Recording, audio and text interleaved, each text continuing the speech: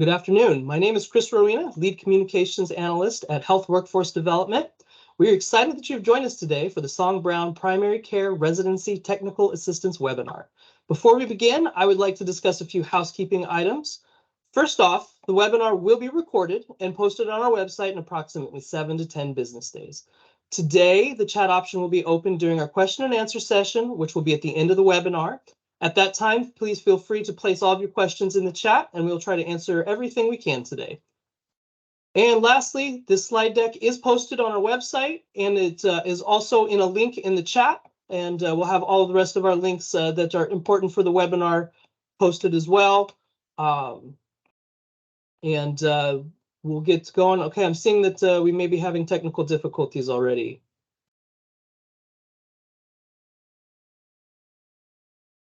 There is no sound. Question. Okay, we will check on that and see what we can do. Okay, I can hear you. Excellent, thank you. All right, nothing worse than finding out nobody can hear you. All right, fantastic. Well, with that little hiccup out of the way, I am thrilled to introduce our first presenter, Danielle Hatcher, Program Officer for the Song Brown Primary Care Residency Program. Danielle. Hello, thank you. Thanks everyone for joining us today for our PCR webinar. Today we're going to go over the PCR application and any updates for this cycle.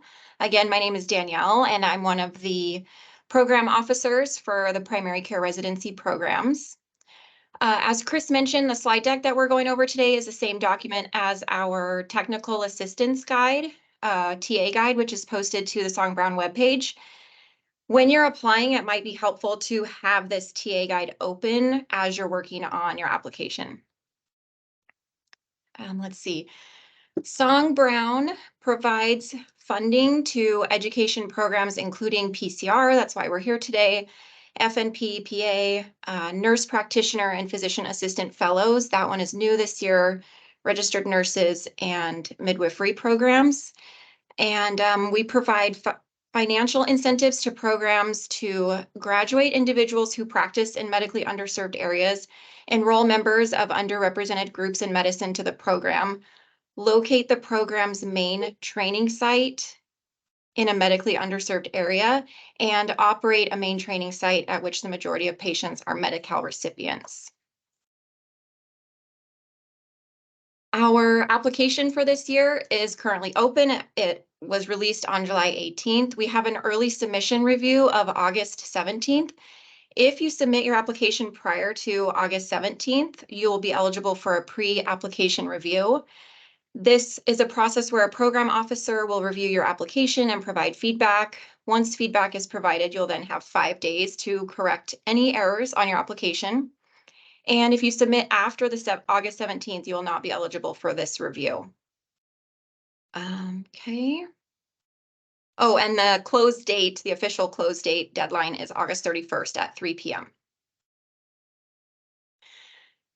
Before you apply, it's important to keep these things in mind.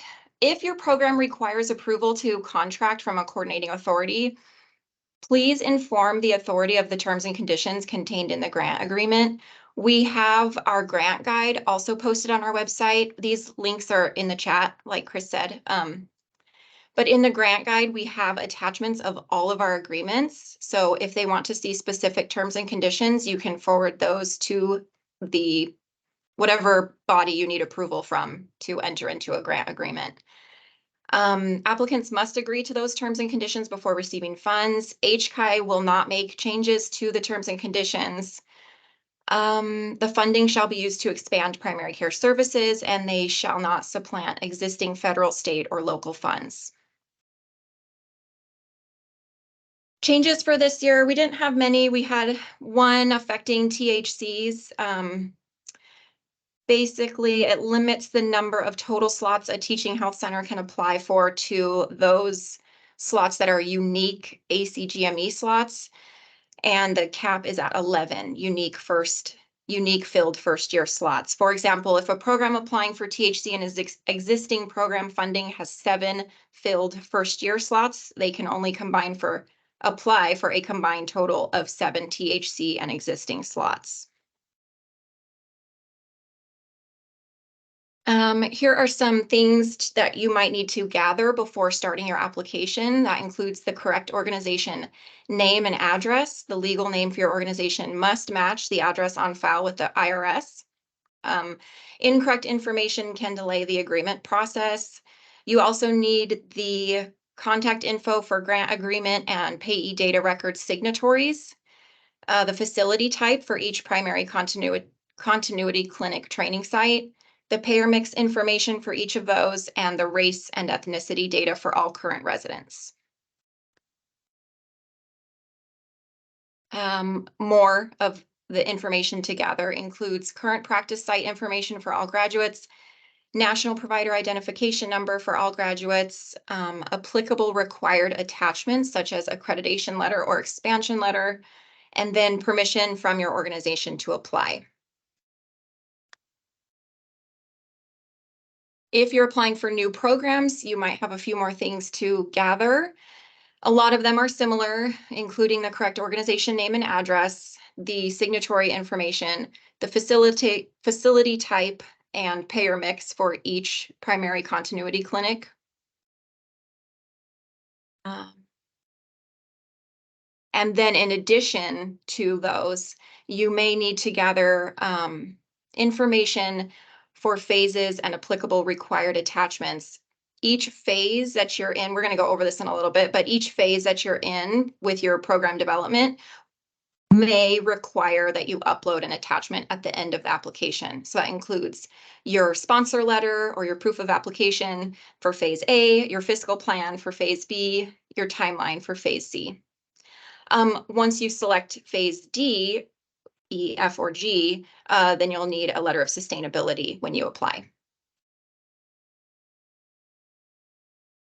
This slide shows all of the available Song Brown funding categories. Lots of you are familiar with these. It's basically existing teaching health center, new residency programs, and new programs with a match and expansion. I think I missed that one. Existing, expansion, THC, new programs, and new programs with a match. If you are a new program, you can only apply for new program funding. If you're applying for existing, expansion, and/or THC, you can apply for any of those that are applicable. This is the funding, the budget breakdown for this year. You can see the award amount in the 3rd column and the disbursement method in the 4th column for each of our award categories. And here we have helpful resources, Song Brown glossary, the grant guide. Again, the chat has a link also to this slide deck, the TA guide, and the scoring document. Okay, at this point of the presentation, we're going to skip a little bit ahead. These next 10 or so slides cover building a profile with our e-app. And lots of people already have profiles, but just keep in mind that this is here as a reference. If your program ever needs to add a new user, directions on how to build a new profile start on page 15 of this slide deck, and it walks you through what you need to select in order to gain access to applications. But we're going to skip to slide 25 now. And that is starting the application. So we're going to go through the initial parts of the application. Okay. The first screen is program information. You're going to select your training program here. If your training program is not found, you'll click on this box that has the arrow pointing to it. You can use the magnifying glass to locate your training program name. If you're a returning applicant and you are with the same training program, most likely you are in our system.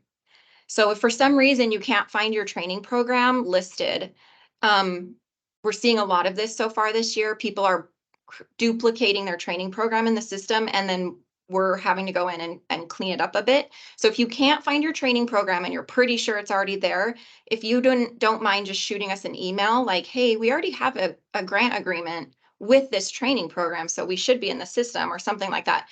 Just shoot us an email and we'll do some research on the back end and we'll probably be able to find it and publish it to the webpage. But if you're a new applicant, obviously your training program won't be there, so you will have to create a new training program.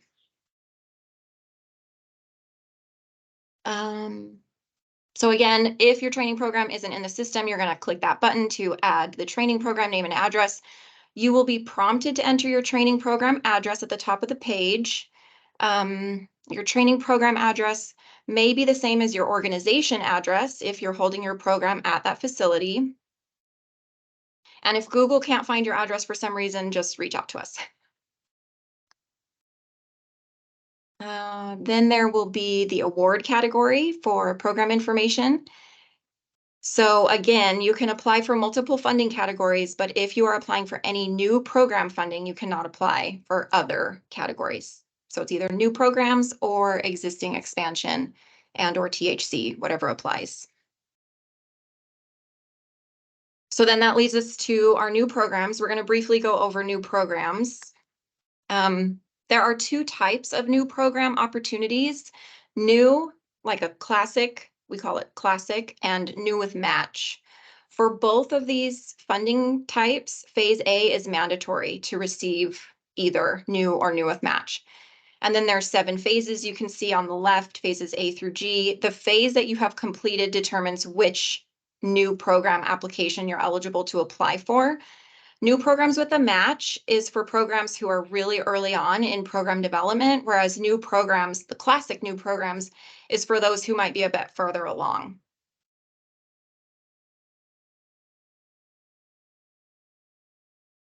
To determine your eligibility for new programs, you'll need to ask yourself the questions on the right side of this page. You can see the phases broken down on the left in the chart, but have you received sponsoring institution accreditation, or will you have applied for sponsoring institution accreditation by the time of the application release?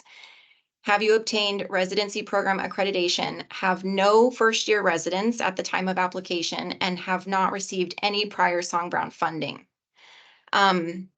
Essentially, you've completed phases A through D. Once you've completed phase D, then you may apply for the new program funding. For new programs with a match, it's basically you have already received sponsoring institution accreditation, you have not received any prior Song Brown funding, and you're still in the process of completing phases B and C. And you have not yet completed phases D through G, and you are willing to match 25% of your organization's funds towards HCI's total award. So if you answer these phases on the left according to the chart, or the chart previous to this, that will tell you which new program you would apply for. And how new with match works, which was briefly touched on the screen before, if awarded the $2 million for new with match, you would need to match 25% of the awarded funding using your own funds outside of HCI's grant funds, and this would result in your total budget being $2.5 million. Okay, so now we're going to go over the new program application process. I'm going to spend a little bit of time on this section because obviously new programs are new and have never been through the application process before. This section will have screenshots of the actual application on the left side of your screen, and then we have helpful tips or important information on the right side of the screen. So to start a new program application, you will click the new program box, and then you'll hit Save and Next. The next screen is contract administration. 2 very important notes here. Your 204, standard 204 address is your remit to address. This is where we send your payments. If you are uncertain what address your payment should be sent to, please consult with your contracting authority at your organization or finance department. Additionally, your contract organization name must match what is reported to the IRS. And incorrect information on this page will probably cause a delay in your grant agreement or your payments. So try to definitely match your remit to address and your organization name to what is reported to the IRS. Program data. These are the same phases that were in the tables earlier. You're going to select your response that best describes the status of each phase. And as a reminder, selecting yes to phase A and no to phases D through G means you're eligible for new programs with match. And then once you're a bit farther along in the process, you've completed D through G. If you've completed D through G, then you're eligible for new programs, the classic new programs. Again, once you select phase D or beyond, you will only need a letter of sustainability at the time of application.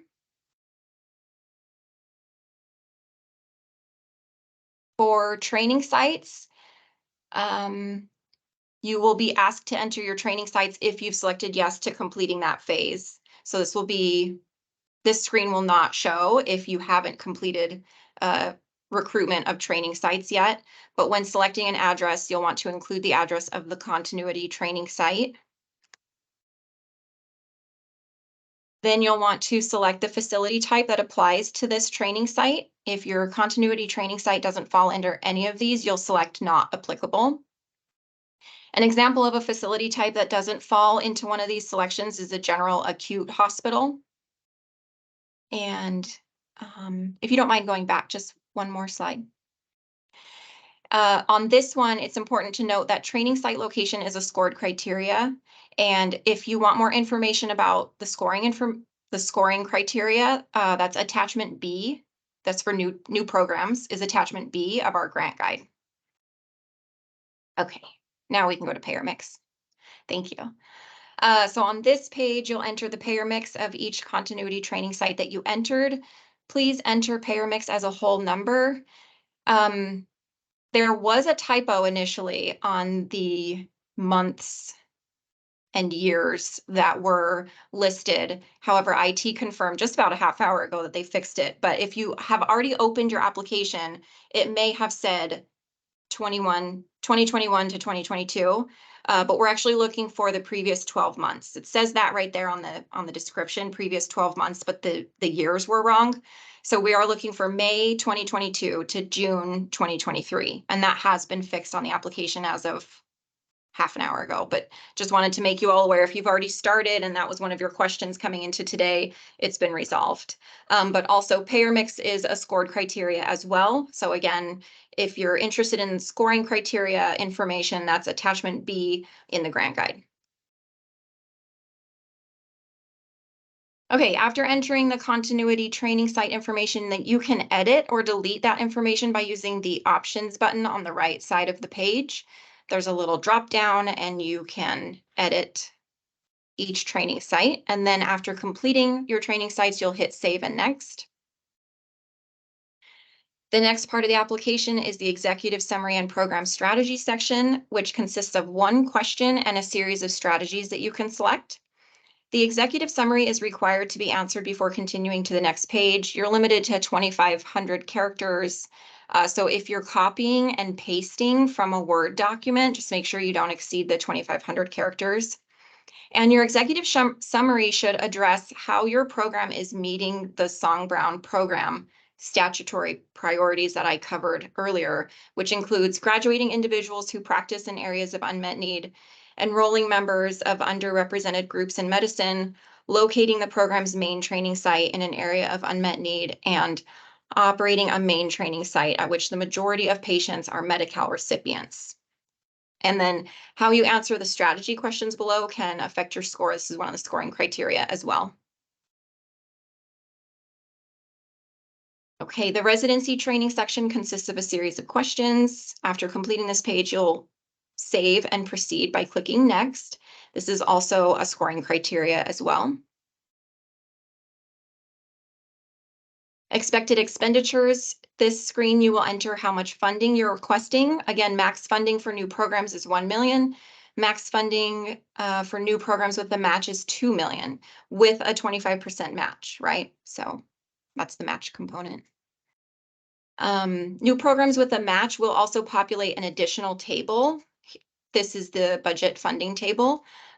You'll provide your anticipated or actual expenses related to each budget category listed, and you're going to separate those into 3 columns. You can see we have phase A, and then we have phases B through D, and then phases E, F, and G. My screen is so small, but I believe that's the breakdown. Yeah.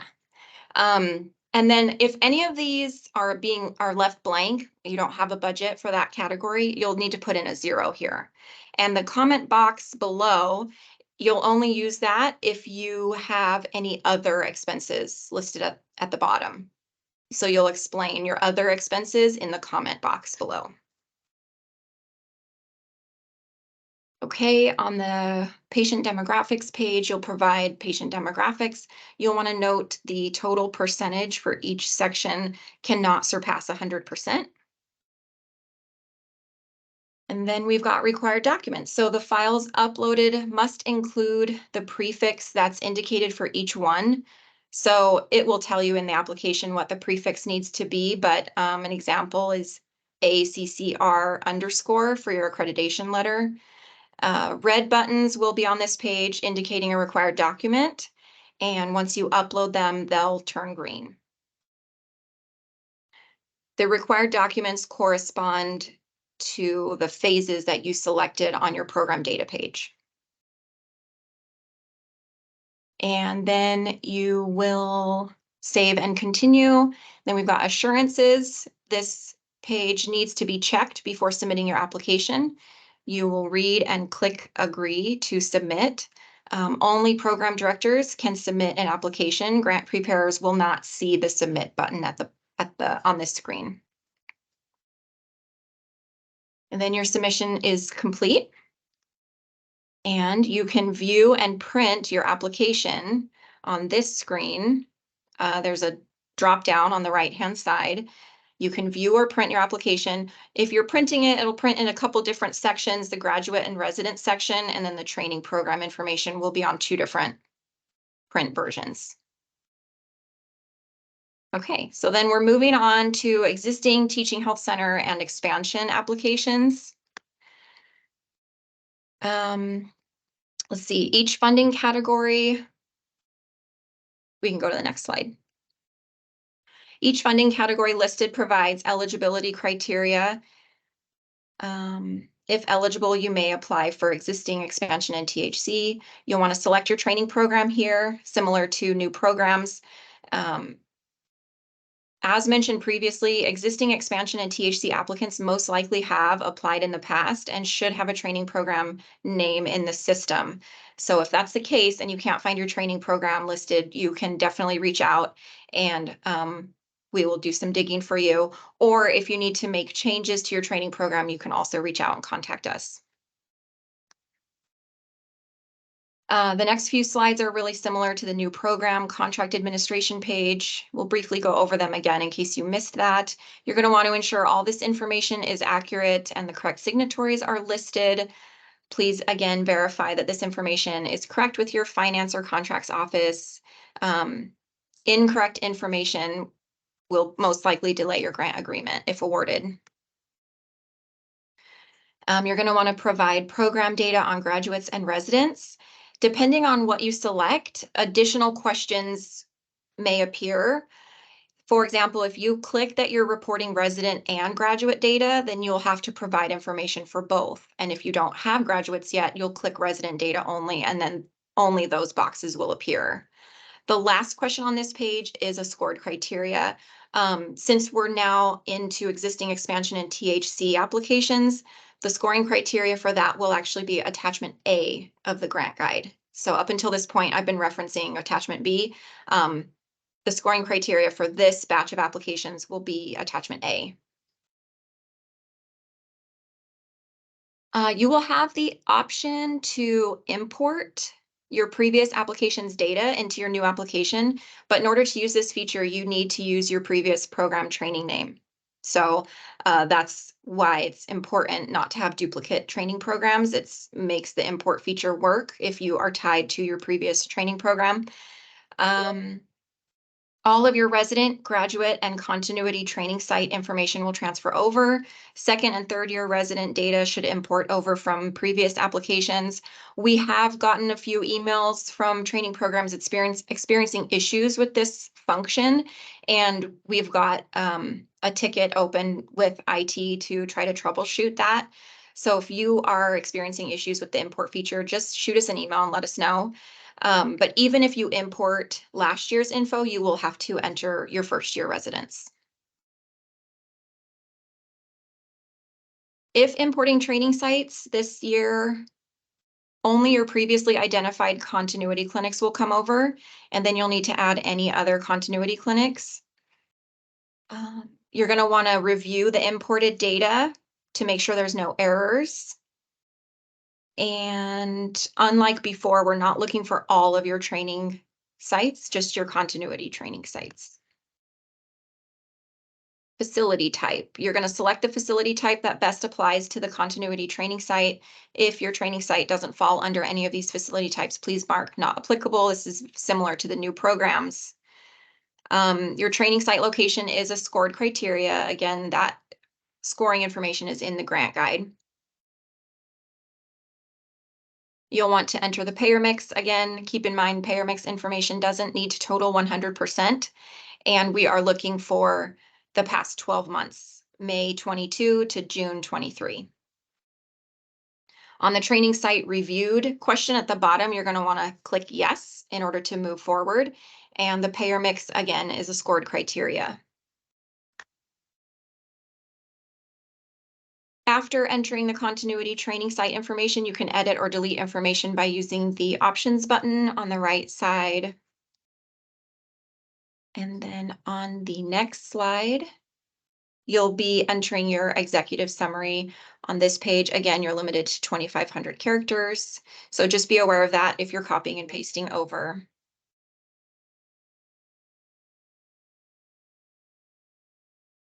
Yes, June 22 to May 23. Thank you. Okay, funding and expenditures. Depending on the funding category you choose, be prepared to provide additional information. Your annual expenses can be higher than what you're requesting, but they cannot be lower. And you're going to want to fill out all the fields.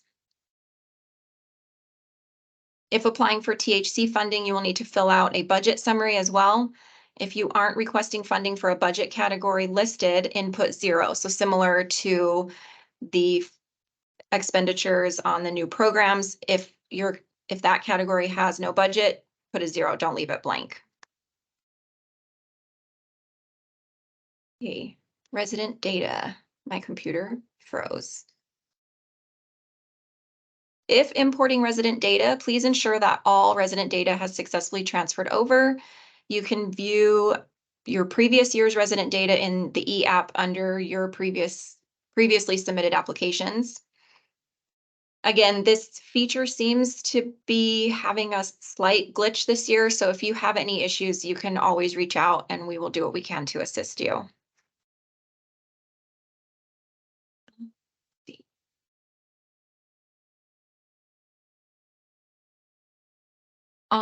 For continued resident data, you're going to want to fill out all the required fields. After submitting this page, after completing this page, you're going to click submit. And this resident data is another scored criteria. Just keep that in mind. You can edit your residents, same as you edit your training sites. There's a little drop down arrow next to each resident, and you can edit and delete as needed.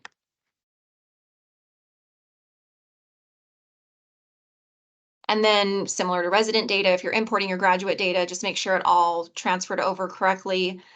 You can add graduates. Once you click add a graduate, a window will pop up, and you'll want to keep in mind that the amount of graduates that you input needs to match the amount of graduates on the program data page.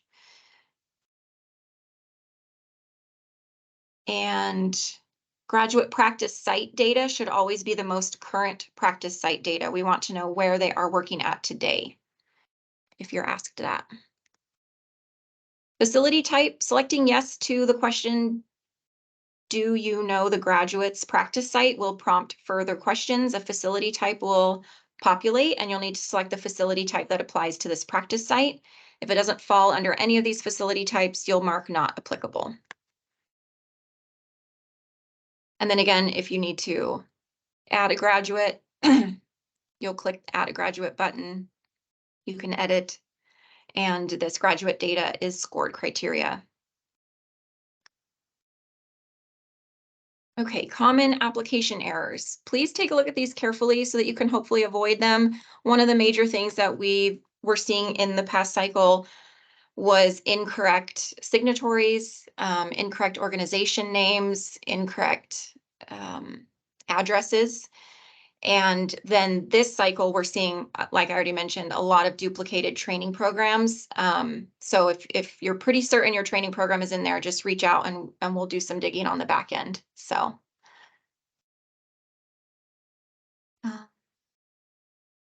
Then you'll be attaching documents pertaining to accreditation approval, if applicable, and expansion here at the end.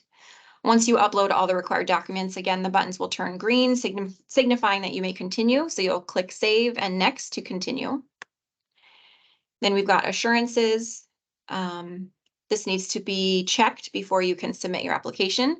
And again, only your program directors may submit. This button will not appear for grant preparers. And once you click Submit, your application's complete. And then you can print it.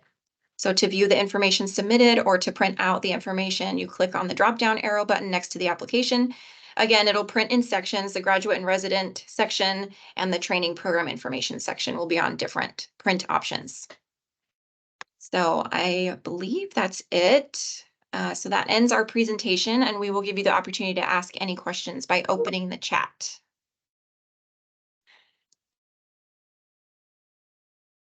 All right. I see we already have some questions in the chat, so we'll go just start right at the top there, and you can keep entering your questions in and we'll go through them. Sandra asks, it looks like the program director has to be the one to initiate the grant. Is that correct? Can a grant administrator start the application? The program director needs to start the application and submit the application. So the very first part and the very last part needs to be done by the program director. Grant preparers can do everything in between. All right, thank you. Teresa Blanco asks, we were expanded to a 444 program in 2021, THC, GME, HRSA funding, of which they fund 9 of our 12 positions. We have 4 first-year positions available. How many positions can we ask for under THC expansion and existing slots? That's a little complicated. Teresa, if you want to reach out, our email is right here, songbrown@hchi.ca.gov. And we can dive into that a little, your specific situation a little bit more. To apply for expansion, I do know that you need an expansion letter. And I believe the expansion letter will say how many slots you're expanding by. So that's the first thing that you would want to take a look at is, do you have an expansion letter and how many slots did you expand by? And that probably is the amount of expansion slots you can apply for. But again, let's take a closer look at that, at your actual situation via email, if you don't mind. All right. So it says, Danielle said that the continuity training slides do not include acute care hospitals. This means they do not count towards the score for training sites, ? Sometimes the HCI HPSA locator provides different information than the federal HPSA locator. This means we go with HCI's information? So I think that was saying that there's the boxes that you can check that if a training site is any of those classifications, you can still count that as one of your continuity care sites. It just may not count as one of those other options. So in that case, you would select not applicable. but you should still list it as one of your primary care continuity sites, if that's the case. Right. Sandra asks, our program is new, accredited, started the first 2 residents this month, and we have not received funding before. Are we still considered existing? Yes, you would be an existing. If you have accreditation and you've enrolled students at the time of application, you would be considered existing. Okay. And any more questions? All right, let's see here. We are a new teaching health center who received new program funding this past year and have just started our first class of 5 residents. We plan to recruit for 5 residents this upcoming academic year. For this application cycle, I assume we can apply for both THC existing slots and existing slots. Would we apply for 5 slots THC and 5 slots existing, and all the funding would support our first year residents starting 24-25?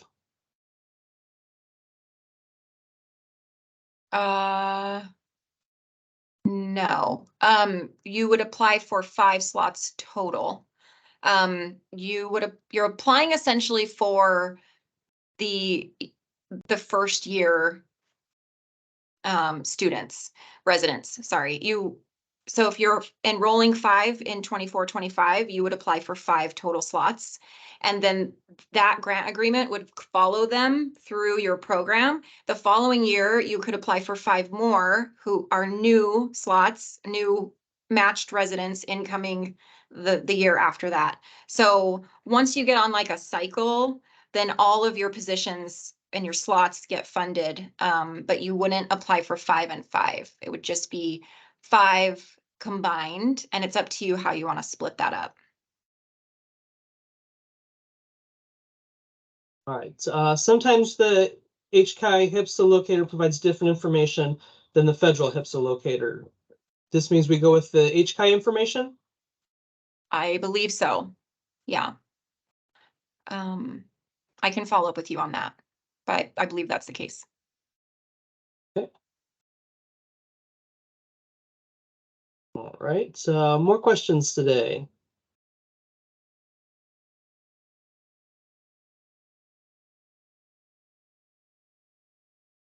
People about another minute to think of questions.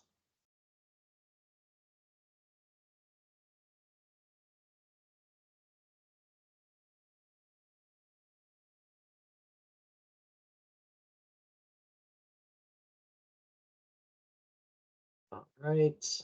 Looks like we might be coming to the end of the questions for this session. Okay. Our email address is there, so if anybody thinks of anything afterwards, feel free to email us. Oh, there we go. One more. Okay. So we should ideally apply for 5 slots THC grant period 1 year rather than existing slots which are paid in arrears over 3 years. This is for the previous question. Right. Yeah. So it depends on how your program is set up. If you would like most of your funding up front, then the THC would be the way to go, but then you'd have to apply every year. So it's a little more work in that sense. So it really just depends on what your program would prefer.